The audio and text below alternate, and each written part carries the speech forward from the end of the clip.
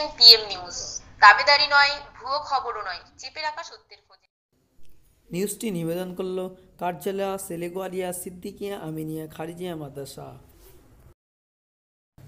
ইসলামী শিক্ষার ব্যাপারে জানতে পিএম নিউজের একজন সদস্য উপস্থিত হয় কার্যালয় সেলেগোয়ালিয়া সিদ্দিকিয়া আমিনিয়া খারিজিয়া মাদ্রাসায়। সেখানে মসজিদ মাদ্রাসায় খুব সুন্দর পরিবেশে ইসলামী শিক্ষা পরিবেশন করা হয়, যেখানে প্রতিনিয়ত ফজরের নামাজের পর ইসলামিক ধর্মগ্রন্থ আল কোরআন শরীফ তেলাওয়াত করে ছাত্ররা, যা শুনলে হৃদয়কে বিগলিত করে তোলে।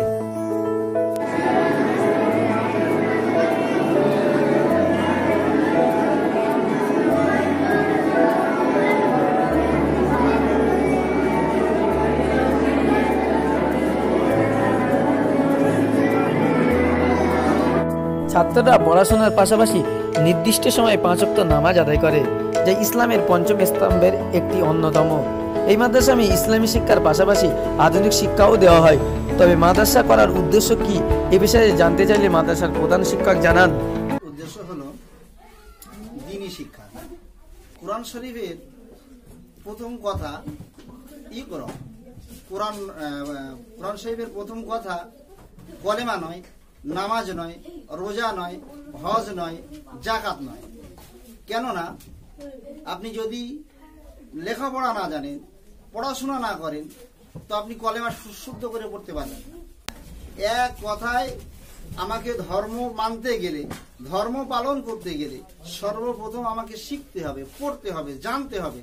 সেই যাতে করে জাতি পড়াশোনা করতে পারে, জাতি শিক্ষিত হতে পারে, জাতি এখান থেকে জ্ঞান অর্জন করতে পারে, সেরকম একটা উদ্দেশ্য নিয়ে এই মাদ্রাসা তৈরি করার আমরা চিন্তা ভাবনা নিয়েছিলাম।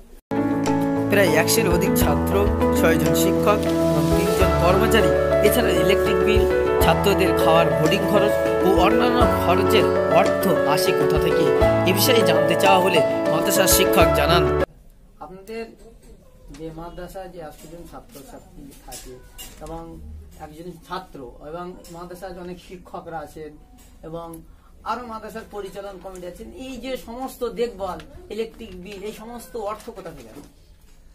হ্যাঁ, আমাদের মাদ্রাসার যে সমস্ত খরচ খরচাদিগুলো হয়, তো মাদ্রাসার তো আলাদা কোনো ফান্ড নেই যে সেখান থেকে আলাদা করে কোনো পয়সা আমাদের আসে। এখানে আমাদের মাদ্রাসা চালাতে গেলে ফান্ড বলতে জনগণের পকেটই হলো আমাদের ফান্ড। জনগণের পকেট থেকেই আসে, বিভিন্ন জায়গা থেকে কালেকশন করা হয়। অনেক ডোনাররা রয়েছে, তারা এসে এখানে দান ধ্যান করে, এইভাবেই মাদ্রাসাটা চলে। প্রতি বছর মাদ্রাসায় বাৎসরিক অনুষ্ঠান হয়। এবছরও সেই অনুষ্ঠান হতে চলেছে আগামী 16 অগ্রহায়ণ। এই অনুষ্ঠানে সকলকে আমন্ত্রণ করেছেন মাদ্রাসার প্রধান শিক্ষক মাওলানা এজাজুল ইসলাম সাহেব। সান্তালি সালে সব অনুষ্ঠিত হয়। এবছরও 16 অগ্রহায়ণ অর্থাৎ আগামী সোমবার সান্তালি সালে সব অনুষ্ঠিত হবে ইনশাআল্লাহ। এবং এই অনুষ্ঠানে ওই সালে সবে আমন্ত্রিত বক্তাদের ভিতরে প্রধান অতিথির আসন অলঙ্কৃত করিবেন জনাব হযরত মাওলানা মুফতি আবুল ইব্রাহিম সিদ্দিকী সাহেব এবং বাংলার বিখ্যাত আলেম জনাব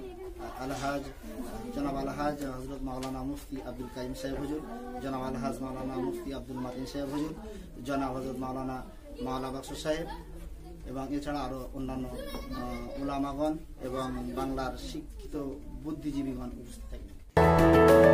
এই মাদ্রাসার চিত্র পরিষ্কার হয়ে উঠেছে শান্তির বার্তা। ইসলাম বিদ্বেষীরা মাদ্রাসাকে সন্ত্রাসের আদরঘর বলে অভিযোগ করলেও প্রকৃত অর্থে মাদ্রাসা শান্তি, শৃঙ্খলা, সম্প্রীতির বার্তা দেয়। তা প্রমাণ করে দিয়েছে কার্যালয় সেলেগোয়ালিয়া সিদ্দিকিয়া আমিনিয়া খারিজিয়া মাদ্রাসা।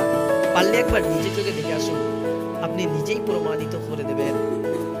পিএম নিউজের ক্যামেরায় শাকিরুল ইসলামের রিপোর্ট, ভাঙড়, দক্ষিণ 24 পরগনা।